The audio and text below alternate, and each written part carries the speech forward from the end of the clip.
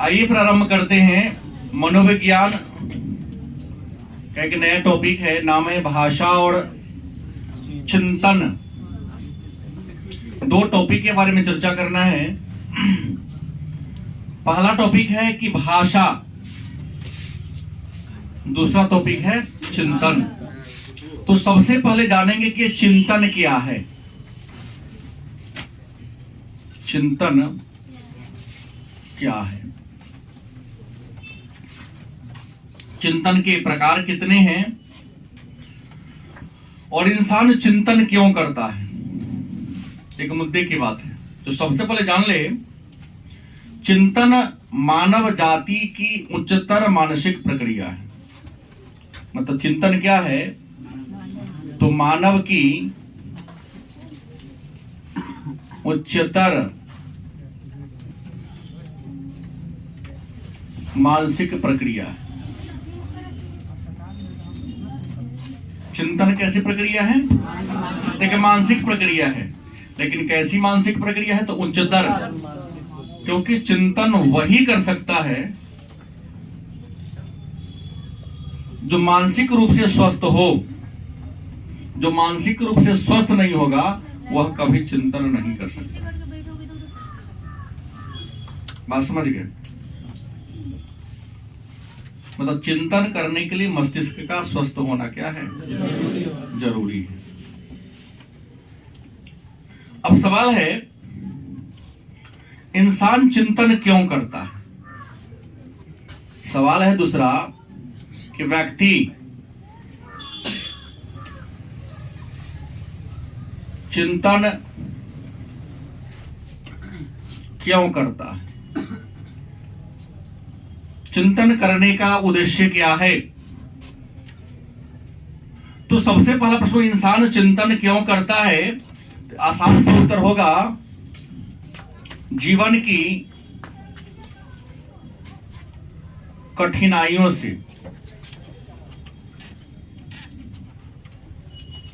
क्या पाने के लिए? मुक्ति पाने के लिए। इंसान चिंतन इसलिए करता है कि वह जीवन की कठिनाई से क्या हो सके? मुक्त हो सके, बाहर निकल सके। और जिसे जीवन की कठिनाई से कभी मुक्त ही नहीं होना, उसे चिंतन करने की कोई जरूरत नहीं है। पशु चिंतन नहीं करता है क्योंकि पशु की तरह रहना है। जानवर चिंतन नहीं करता है क्योंकि जानवर को क्या मतलब जीवन से? उसके मालिक जो उसको खिला दे, जहां बांध दे, वहां पड़ा रहेगा। इंसान को तो सभ्य जीवन जीना है, गंदगी से बाहर निकलना है, जीवन के लक्ष्य को, जीवन के आदर्श को पूरा करना है। मतलब जीवन में जो कठिनाई आ रही है, पढ़ते याद नहीं होता है। नहीं, नौकरी के लिए हर बार फॉर्म भरते हैं, परीक्षा देते हैं, कुछ अंक से पिछड़ जाते हैं। नहीं, सभ्य इंसान होगा, चिंतन करेगा। क्यों? आखिर वजह क्या है कि हम बार बार फेल्योर हो जाते हैं, असफल हो जाते हैं। लेकिन यह वही करेगा जिसके पास क्या? मस्तिष्क विकसित होगा, मस्तिष्क स्वस्थ होगा। बाकी को टाइम पास के लिए है तो उसको परीक्षा देने के बाद, जैसे हमने भी बहुत सारे अपने स्टूडेंट लाइफ में एग्जाम दिया है, ऐसा नहीं कि सफल एग्जाम दिया है हमने, असफल नहीं होता। नहीं कि जैसे प्रारंभ में हम भी 1-2 एग्जाम में फेल हो गए, लेकिन टारगेट कर लिया कि इस गोल को अचीव करना है तो किया। जैसा मैं था उस टाइप का नहीं हुआ, हमने स्वीकार नहीं किया उसे, तकलीफ थोड़ा भी नहीं है। तो जीवन की कठिनाई से मुक्त पाने के लिए इंसान क्या करता है? चिंतन करता है। अब प्रश्न है, चिंतन उच्चतर मानसिक प्रक्रिया है, चिंतन का उद्देश्य जीवन की कठिनाइयों से क्या पाना है? मुक्ति पाना है। तो प्रश्न होगा, चिंतन की विशेषता क्या होगी? चिंतन की विशेषता क्या होगी? तो चिंतन की पहली विशेषता है, नंबर 1, कि चिंतन की शुरुआत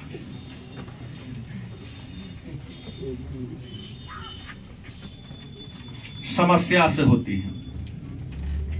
मतलब इंसान चिंतन तब करता है जब इंसान के लाइफ में समस्या आती है। जिसके लाइफ में समस्या ही नहीं आएगी वो चिंतन क्यों करेगा। बाप माने पिता अगर गारंटी से लिख दे कि जीवन भर भात दाल तरकारी चावल दाल सब्जी खिलाता रहूंगा और साल में 2 कपड़ा खरीद दूंगा, तो उसका वो कमाने की क्या जरूरत है? क्या जी, पढ़ने की क्या जरूरत है? 1 घंटा टाइम पास की चलेगी। जीवन में समस्या आती है तब इंसान चिंतन करता है। भूख लगती है तो रोटी की तलाश करते हैं, प्यास लगती है तो पानी की तलाश करते हैं। नहीं, समाज में सामाजिक मर्यादा प्रतिष्ठा हासिल करना है तो चाहते हैं कि अच्छा नौकरी छोटा सा मिल जाए। क्या जी, लेकिन समस्या ही नहीं है तो चिंता आप करेंगे ही नहीं, चिंतन करेंगे ही नहीं। तो चिंतन की पहली विशेषता क्या है कि चिंतन की शुरुआत कहां से होती है? आप लोग चिंतन नहीं करते हैं, ना अपने बारे न अपने पढ़ाई के बारे में, क्योंकि पढ़ते किसके लिए? 2 के लिए, अपने बाबूजी के लिए और मेरे लिए। अपने लिए तो करते ही नहीं है। करते अपने लिए पढ़ते तो आया तो हूं, गुदरी बाजार लगा हुआ था। क्या जी, भ्रम में नहीं रहेंगे कि यहाँ हर प्रकार के इंस्ट्रूमेंट्स लगा हुआ है। कैमरा बाहर का बंद है, चूहा ने तार काट दिया, अंदर का नहीं बंद है। इसके अलावा इसके पीछे भी कई साउंड रिकॉर्डर लगा हुआ है। नहीं बुझे? खपरा के घर समझ के कमजोर ना बुझिएगा। करप्शन ना होने का आज तक पीछे यही रीजन है। लेकिन तो लड़का का हम ऊपर से करेंगे तो पूरा खर्चा तुमसे लेंगे, बोला हटा के दिखा दो, दिखाए तो लगाया वो। मतलब चिंतन की शुरुआत समस्या से होती है। समस्या आएगी तब चिंतन करेंगे। जैसे भूख लगती है तो रोटी तलाशते हैं, प्यास लगती है तो घर में पैसे की दिक्कत होती है तो नौकरी की तलाश करते हैं। दिक्कत ना हो तो क्या नौकरी तलाश करेगा? कहां जमींदार के बाल बच्चा नौकरी करता है? बहुत 1 कट्ठा बेच लेंगे 2 महीना खाएंगे, फिर 1 कट्ठा बेच लेंगे 2 महीना खाएंगे। कुछ लोग कहते हैं हमें जितना महीना देगा उतना हम खर्चे करते हैं, तो काहे नौकरी करें? कुछ लोगों को समय सुना हूं, हम बोल देता है। दूसरी समस्या है चिंतन। चिंतन में प्रयास होता है। क्या होता है? प्रयास। और प्रयास के साथ साथ क्या होता है? त्रुटि होता है। चिंतन करते हैं, चिंतन में प्रयास करते हैं कि चिंतन करके सही दिशा में जाए, लेकिन इस क्रम में कई बार गलतियां भी। त्रुटि माने क्या? गलती। क्या चिंतन करते हैं जो काम का सही होता है सब? नहीं, एक आध बार गलती भी, लेकिन इंसान गलती करते करते सही कर लेता है। तीसरी है चिंतन। हमने पहले कह दिया कि मानसिक वृत्ति है। ये मनुष्य का मानसिक मस्तिष्क का व्यापार काम है करना। शरीर चिंता नहीं करता, करता कौन है? मस्तिष्क करता है। चौथा, चिंतन प्रतीकात्मक तथा विचारात्मक प्रक्रिया है। चिंतन कैसी प्रक्रिया है? प्रतीकात्मक। जैसे तुम 10 यार दोस्त थे, बचपन से साथ पढ़े, 10वां पास किए, अलग अलग शहर में चला गया, एक मेहनत करता, उसको नौकरी हो जाती है, वो दिन तुमको रात में खाना नहीं अच्छा लगेगा, नींद नहीं आएगी, अपने आप पे गलानी होगी। एक मेरा दोस्त था जिसे नौकरी लगे, हम यहाँ तो हमें रह गए। देखिएगा, बगल वाले को, 2 गांव के बाद वाला को तकलीफ नहीं होगा, तुम्हारे ग्रुप में से अगर किसी को हो जाता है अच्छा, तो वहां थोड़ा सा आपको परेशानी होना। चिंतन करना शुरू करते हैं, उससे मिलने का प्रयास कर, तू कैसे किए, कहाँ किए, किस पुस्तक को पढ़े, गलत से। चिंतन प्रतीकात्मक और विचारात्मक। चिंतन विचार करने के लिए आपको मजबूर कर देता है कि आखिर हमारी कमी कहाँ है। तो एक सफल हो गया, मैं सफल नहीं हुआ। हम ही टेस्ट लेते, कई बार एक आदमी को 80 नंबर आ जाता है, एक आदमी को कम नंबर रहता है। आप सोचते हैं ना क्या क्रूज से 80 क्यों आया, हम 8 पर क्यों रह गए? जैसे ही आपने सोच लिया अगला बार आपको भी 80 आएगा, लेकिन सोचते ही नहीं है। कौन मतलब ऐसे? कलम तो सर जी देगी 6 से 80 कहते हो जाते। क्या देखो, यही बात है ना। तो कलम तो हम खरीद सकते हैं, उसे बढ़िया खरीद लेंगे। यही बात तो है। जो सोच लेगा कि आखिर मुझे 8 क्यों, उसे 80 क्यों, अगला दिन सोचने वाले को 80 आएगा। लेकिन एक कलम के लिए इतना संघर्ष करने की क्या जरूरत है? उसे तो महंगा कलम खरीद ही लेंगे हैं? तो हम भी तो टेस्ट लेते तो पैसा लेते हैं, ना टेस्ट देंगे ना पैसा लगेगा, वो पैसा के कलम जाके खरीद लेंगे। तो आपको बता दो, मेडल तो दुकान में बिकता ही है, आप स्वयं खरीद के गर्दन में टांग के फोटो खींच के तो फैशन आ गया है। गाड़ी कौनों के पोज दे के खिंचा लिया, लिख के देता कि नया नया अभी लॉन्चे की खरीदे हैं। मन तो था बड़का, पर जो BMW खरीदने का फर्जने से काम चला रहे हैं। गलत कि सही? तो चिंतन प्रकृतिकात्मक और विचारात्मक प्रक्रिया है, और अंतिम क्या है? चिंतन से समस्या का क्या होता है? समाधान। क्योंकि आप चिंतन करके अपनी समस्या से क्या करते हैं? मुक्ति पाते हैं। अब सवाल है, तो चिंतन के प्रकार कितने हैं? चिंतन के कितने प्रकार का चिंतन होता है? तो आपको बता दें, चिंतन के 3 नहीं 4 प्रकार हो जाएगा ना। चिंतन के 4 प्रकार हैं। पहला है स्वाली चिंतन। पहला कौन चिंतन है? स्वाली चिंतन। दूसरा है यथार्थवादी चिंतन।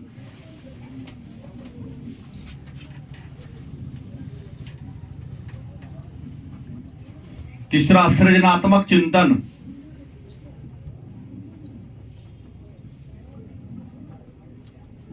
चौथा आलोचनात्मक चिंतन। चिंतन के कितने प्रकार हैं? चिंतन के 4 प्रकार है। पहला कौन है? स्वाली चिंतन। प्रश्न, स्वाली चिंतन क्या है? तो वह चिंतन जिसमें अपने व्यक्ति काल्पनिक विचारों को वास्तविक विचार में बदलने का प्रयास करता है।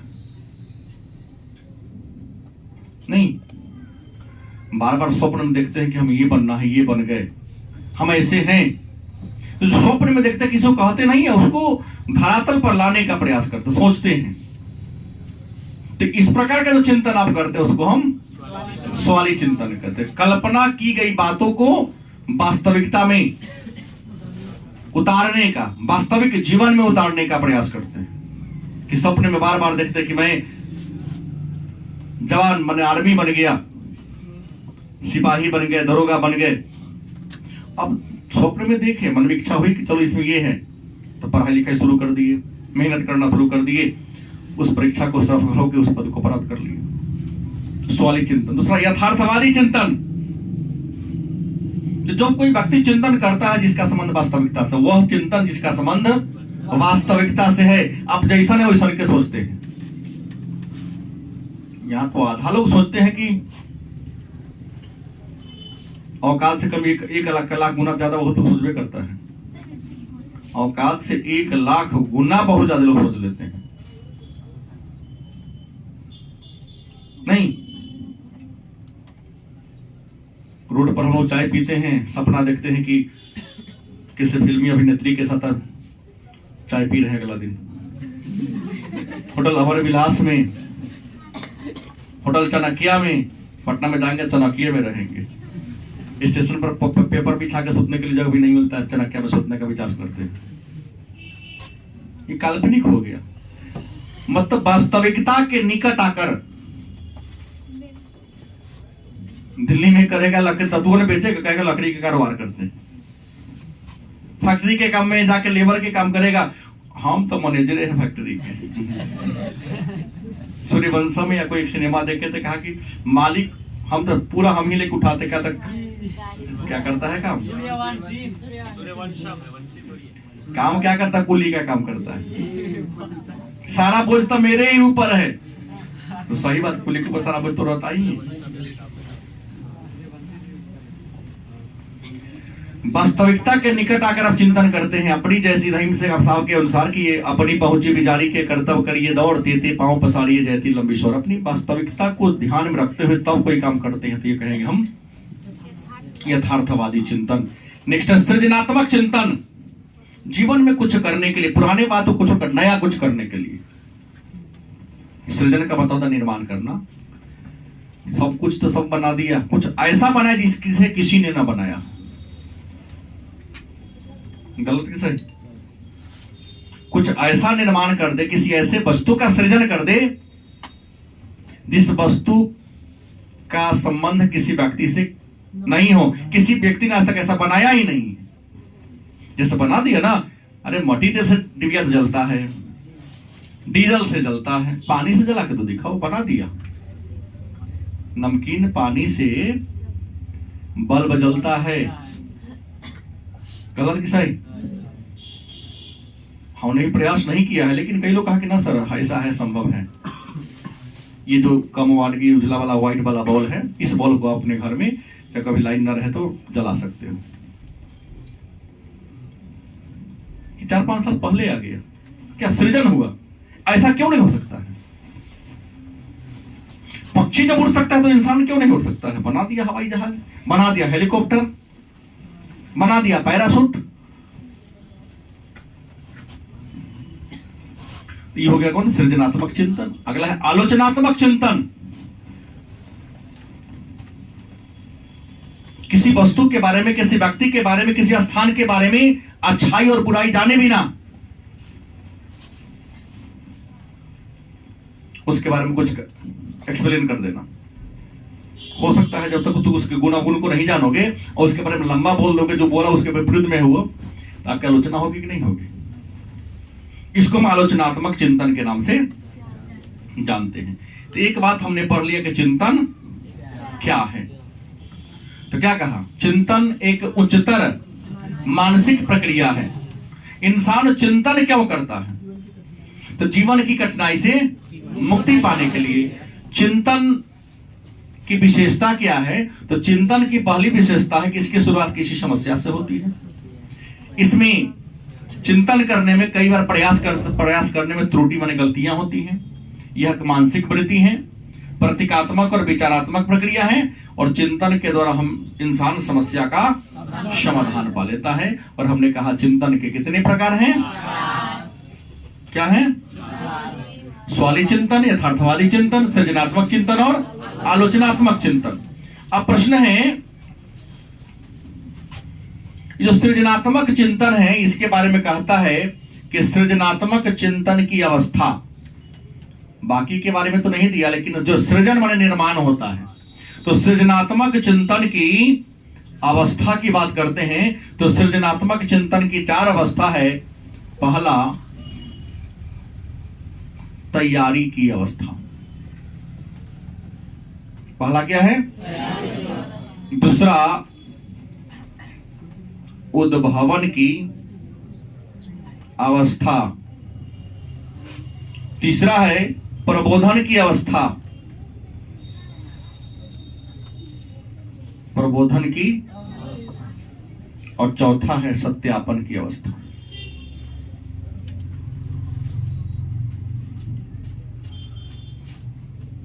तो प्रश्न है, सृजनात्मक चिंतन की कितनी अवस्था है?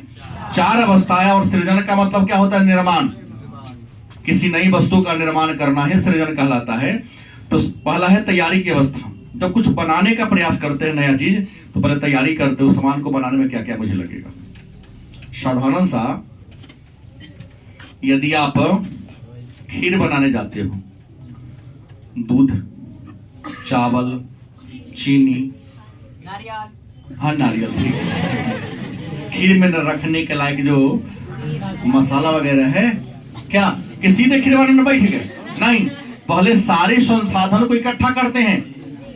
कुछ भी बनाना हो तब जाके काम शुरू करते हैं, नहीं तो चढ़ा दिए तसला, दूध है ना है, फिर दूध खरीदने जाएंगे तब पता चलेगा दिन भर में भी नहीं बनेगा। उद्भावन की अवस्था। दूसरा कौन है? उद्भावन की अवस्था। उद्भावन की अवस्था का मतलब होता है कि काम को करने में कई बार कम देर लगती है, कई बार ज्यादा देर लगती है। इस अवस्था में जब इंसान जल्दी कर लेता है तो खुशी महसूस होती है, और जब काम को करने में देर लगता है इंसान को क्रोध आता है, झल्लाहट महसूस करने लगता है। कई बार इंसान काम को छोड़ को देता ना, हमारे नहीं होने वाला है। जैसे गणित बना रहे हैं, नया तरीका से बनाने गए, बन गया टेगुट नहीं बना, एक आधा प्रयास किए, छोड़िए दिए ना, ये मेथड ठीक ना है, मेथड को ही गलती मान लेते हैं। प्रबोधन की अवस्था, आप प्रबोधन की अवस्था का तो इंसान नया इसलिए करना चाहता है ताकि समाज से प्रशंसा पा सके, क्या इतिहास अपना नाम दर्ज करा सके। गलत कि सही? क्या है, सीधे कहीं जाएंगे प्रतियोगिता परीक्षा के लिए थोड़ी नहीं कहता है बिहार में इंटर में टॉप करके आना है, जिला टॉपर होगा उसी को नौकरी मिलेगा, तो थर्ड डिवीजन वाला नौकरी लगता है। फिर संघर्ष क्यों है? इसके पीछे रीजन है कि अच्छा नंबर आएगा तो गांव में, समाज में, जिला में, नातेदार में, रिश्तेदार में मेरा क्या होगा, नाम होगा। दूसरा रीजन है सत्यापन, किसको सब सही स्वीकार कर ले, प्रमाणित हो जाए मेरा। जैसे दशरथ माझी ने पहाड़ को काटना शुरू कर दिया, पहले तो लोगों ने बड़ी मजाक उड़ाया, ये पहाड़ चला काटने रास्ता बना देगा, लेकिन 22 वर्षों के अथक प्रयास के बाद आखिर उसने क्या किया, पहाड़ को काट के रास्ता बना दिया ना। जिस काम को हमारी सरकार नहीं कर पाई, एक बुजुर्ग वरिष्ठ माउंटेन मैन उपनाम से प्रसिद्ध दशरथ माझी ने उस काम को क्या कर दिया, अच्छे नहीं थोड़ी से कर दिया। प्रमाणित हो गया ना, इंसान अगर चाह ले तो कुछ भी कर सकता है।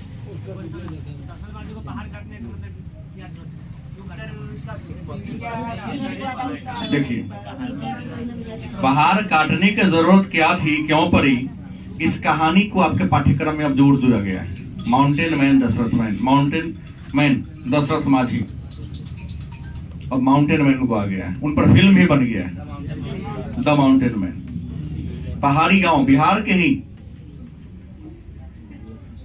एक गांव में इनका निवास, पहाड़ी क्षेत्र में निवास था, नाम मैं विश कर रहा हूं चूंकि पाठ्यक्रम को पढ़ा नहीं। पानी लाने के क्रम में खाना खाने बैठ के पत्नी देखी, खाना खाने तो बैठ गया, पानी नहीं है घर में, 3-4 किलोमीटर दूर जाके पानी लाना होता, पहाड़ तरफ कट जाती तो कुछ ही देर में आ जाती। पानी लाने जाती है, चल तो गई, लेकिन लौटने के क्रम में पहाड़ पर से इसकी पत्नी का क्या होता है, पैर स्लिप हो जाता है, गिर जाती है और वहीं पर बेहोश होकर मर जाती है। देखे कि खाना देके आखिर गई कहां, देखा तो घर में पात्र नहीं है, लगाई पानी लेने गई होगी, हम खाने बैठे में तो जल्दी सीधे गई होगी, देखा तो यह गिरी पड़ी थी। तब से ही प्रण कर लिया कि अन्य कोई हमारे समाज की अगली महिला की इसका शिकार ना हो, तो उसी दिन से प्रण कर लिया। सरकार से कई बार गुजारिश किया था, करवा दीजिए, यहाँ हैंडपंप हलवा दीजिए, बड़ा डंका पीट रहे हैं हमारे माननीय मुख्यमंत्री महोदय। जब पहाड़ काट दिया तो कुर्सी पर बैठाए 10 मिनट के लिए, सोने का मुकुट पहनाए, लेकिन उससे पहले जब कई बार आवेदन उस मोहल्ला के लोगों ने दिया था तो कहां ध्यान दिए। और आज घोषणा करते हैं किसी कमजोर वर्ग को किसी को दिक्कत नहीं होनी चाहिए, और पत्नी को तो मुआ दिया, उस समय कहां थे। गलत कि सही? जब उसने प्रयास किया तो जैसे भी भेज देता। कहानियां पढ़े हैं अब 8 या 9 किसी न किसी पाठ्यक्रम में 10 से पहले जोड़ आ गया है, 7 में है संस्कृत में। अरे इधर आया है 2015 के बाद की कहानी है ये सब संस्कृत में। अच्छा अच्छा, आइए अब आता है भाषा। अरे जहां भी रहे क्या मतलब है, जानिए कि कहानी सही है।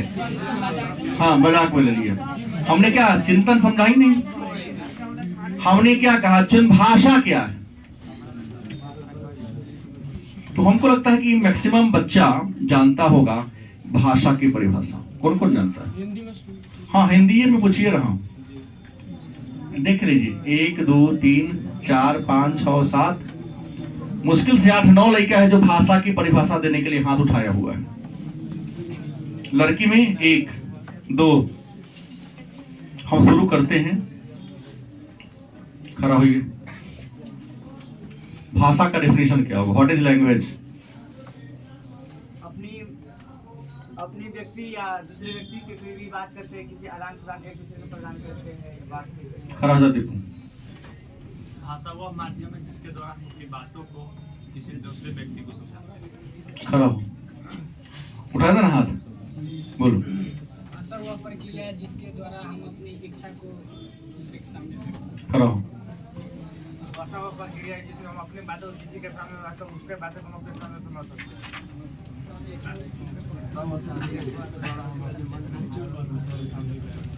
सोसाइटी में इसी का भी आया। भाषा प्रक्रिया नहीं हो सकती है, ठीक है? नहीं, माध्यम है, साधन है।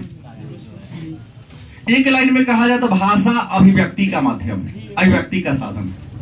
इंसान अपने विचारों को जिस माध्यम से दूसरों के सामने प्रकट करता है, प्रकट करने का तरीका को ही लैंग्वेज, भाषा का। क्या जी? एक लाइन में इतना बड़े हो गए, भाषा का परिभाषा, वर्ण का परिभाषा, शब्द का परिभाषा, वाक्य का परिभाषा देना पड़े तो धिक्कार है आप लोगों को 12वीं में आने का। बुरा नहीं मानना, सही बोल रहा हूं। बड़ा परिभाषा हो, नया हो तो चलेगा, लेकिन बचपन से आपको वर्ण पढ़ाया गया, शब्द पढ़ाया गया, वाक्य पढ़ाया गया। तुम्हारी भाषा का हिंदी, लेकिन भाषा कहते यही नहीं पता है। तो हमने क्या कहा, भाषा क्या है? आपने कहा अभिव्यक्ति का माध्यम या साधन कहेंगे तो चलेगा। मतलब मानव अपने विचारों को, अपने भावनाओं को जिसके माध्यम से दूसरे के सामने प्रकट करता है, माने रखता है, उसी माध्यम को क्या कहते हैं? हमने आसान शब्दों में क्या कह दिया?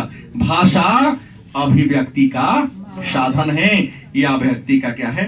माध्यम। संसार में अनेक सारी भाषाएं हैं।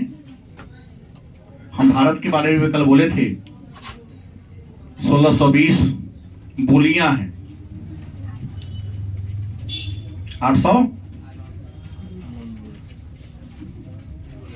भाषा हैं, और 22 भाषा को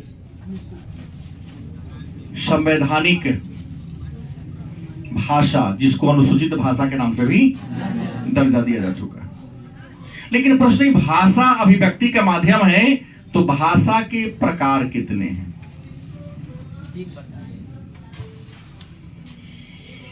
क्या जी? 3 प्रकार। पहला क्या होगा? मौखिक। दूसरा,